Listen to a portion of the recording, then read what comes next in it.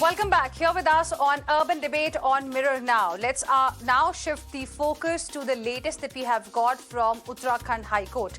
The Uttarakhand High Court, viewers, has asked the Election Commission of India to see if it is possible to hold election rallies virtually and if online voting can be an option in the upcoming assembly elections. Because in just few weeks from now, we are going to see assembly elections in 5 crucial states in the country. Now, this request was made after a PIL was filed seeking postponement of the elections. The Election Commission has been asked to think about some alternative methods, for example, virtual rallies. In fact, now the Uttarakhand High Court has given some time to the Election Commission of India to come out with some innovative or alternate ideas that they can implement so that the elections can also happen even if we are in the middle of this pandemic, this third wave. Now, the Election Commission of India is supposed to file a reply before 12th of January.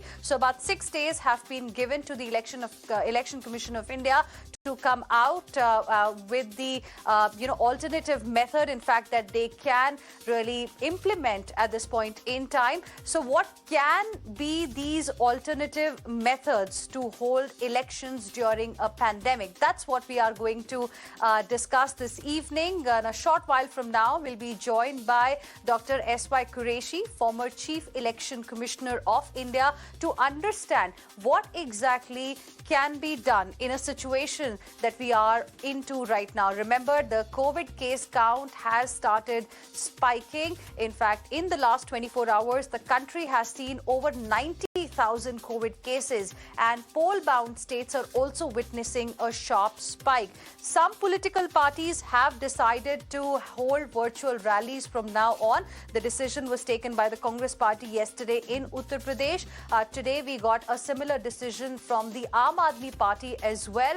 We are being told that BJP also is ready to hold virtual rallies if the need arises, but no official decision has been taken by Bharatiya Janata Party in this particular regard. So if rallies can happen online, can there also be a possibility of actually holding voting online? That's going to be the key focus of discussion that we are going to have. And as some time has been given to the Election Commission to think, so we can hope probably the Election Commission will come out with some alternative methods or some kind of innovative ideas that can be implemented.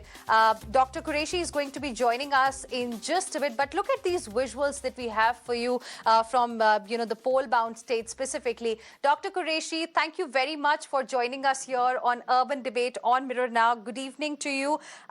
Some time has now been given, at least 6 days have been given to the Election Commission of India to come out with some innovative ideas, alternate method, so that the elections can be held in the time of this third wave, in the time of this pandemic. I want to first ask you, is it feasible to have online voting? Because the PIL sought that, the elections, the rallies should be virtual. Now, Uttarakhand High Court has asked the ECI to even consider if online voting can happen. No, not at all, not at all. Remember, we have been using EVM for 40 years. Until today, our innocent standalone machines like EVMs are questioned and they are taken to the court every other day. In such a situation, to expect people to trust online voting, internet voting, it's totally out of the question. So what can be done, sir? What can be these alternate ways to conduct election in the middle of the third wave? 90,000 plus cases, sir, have been reported. We could manage elections during the last few phases of West Bengal because the second wave was still there. But here, it's just the beginning of the third wave that we are in right now. Quite right. You see, in the entire debate, the question is about the rallies. So rallies are the focal point, and the answer is therefore very simple. Just ban the rallies. There are 100 different ways of campaigning. There is no problem about that. And Election Commission guidelines, which were issued before Bihar election last year, are excellent guidelines. They were based on global experiences. and world-class guidelines, and they implemented them in Bihar. Nothing happened in Bihar. Only in Bengal and Tamil Nadu, the issue was raised only when the rallies were not banned. They were banned after 6 phases and only 2 were left. If they had been banned in the beginning itself, there would have been no problem. So the solution actually is very simple. Just ban the rallies. This is the easiest thing to do instead of discussing, almost impossible answers like postponing the elections because the constitution doesn't allow that. Of course, you can go through the route, amend the constitution, bring in pandemic also as one of the emergencies. But then what about the easiest option? Ban the rallies. So long as they're banned for everybody, that creates level playing field. Okay. In fact, sir, Niti Aayog member and India's COVID task force chief, Mr. V.K. Paul, had told the Election Commission that the current COVID situation in the country is not feasible for large rallies and road shows. Is it time EC displayed some muscle? Well, look, I'm not very happy that EC is being dragged into it. EC will come into the picture in a few days for sure. And then they will take a view and then the focus can shift to them. Who is in power today? COVID is spreading today. It is spread yesterday, the whole of last week. Who was in power? Who could impose the ban? Not EC. Why are you talking of future? What will EC do? What will EC do? EC may do anything and do nothing.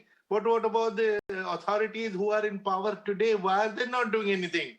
And not only they're not doing anything, they're attending the rallies without mask.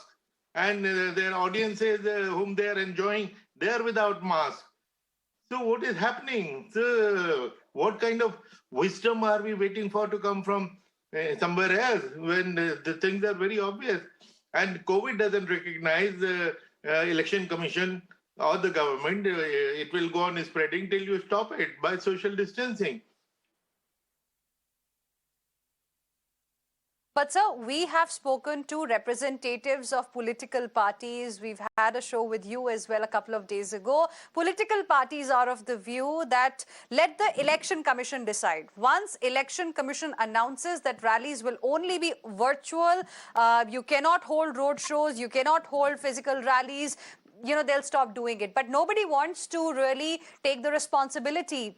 Congress has taken the responsibility. Yesterday decided that it's not going to hold, regular rallies. Their rallies will be virtual. Aam Aadmi Party has decided today. What shouldn't now EC on its own step in if the political parties are not doing what they're supposed to do, sir? No, not at all. In fact, okay, the political parties are passing the buck to EC and they are not voluntarily stopping. But yesterday, 2 parties they stopped, and today you're mentioning the third one. So this should have happened. But suppose they had not taken this step to voluntarily stop rallies, somebody has to stop them. And who has the power to stop them? The government, the central government, the state government, even a DM can stop. And every DM in the country is regulating the COVID regulation in different ways, depending on the local situation. So basically, it's the failure of the regulator and passing the buck and looking at shifting the attention to EC. EC will come into play in a couple of days. Of course, many people have asked me what would I have done. I have no power as EC. I have no power today. But I could have declared the election 3 weeks ago and assumed all the power.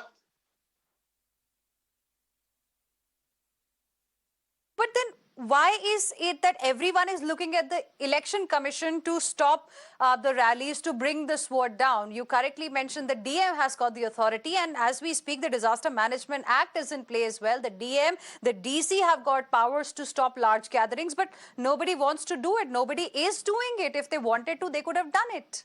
That's it. That is exactly what I'm emphasizing, that people who are in authority today, they are not taking any action which is unacceptable, which is beyond my understanding. And when I say people, they are powerful people. Central government, the Prime Minister, the Chief Minister. And they're not only not banning them, they have all the power. They imposed the lockdown on the country and people obeyed. All kinds of restriction regulations have been imposed from time to time and people have obeyed. If they had just banned the rallies, but they themselves seem to be enjoying the rallies. Sir, you've been the Chief Election Commissioner of India. What we are witnessing today is an unprecedented situation. Of course, things seem to be slightly better than what we saw during the second wave. That's what the indication is right now. But the way cases are rising, do you think it will be possible for the election machinery to conduct elections in 5 states and union territories if it continues like this? Correct. But I will take you back to October, November of 2020. When Bihar election took place. That was the first election. And that is the time when questions were being asked whether elections will be possible or not. That is the time I also wrote several articles then highlighting how different countries of the world were conducting elections at the peak of COVID. And they were conducting them very successfully. For instance, Korea and South Korea in March and April of 2020, they issued beautiful guidelines. And they had the highest ever turnout in history. And nothing happened to COVID because the regulations were good and they were obeyed and they were followed strictly. Now, Election Commission of India learned from the South Korean guidelines, from the Sri Lankan guidelines, and came up with the most up-to-date guidelines in October 2020 and conducted very good elections in Bihar. Bihar is the size of big countries of the world. And elections were conducted successfully. Mind you, the problem was much more serious then, because then we did not know what COVID is, how to deal with it. At least now we know even Omicron, even new variants which are coming, but we are much better equipped to deal with them than we were then. And even then the elections were conducted and so very successfully.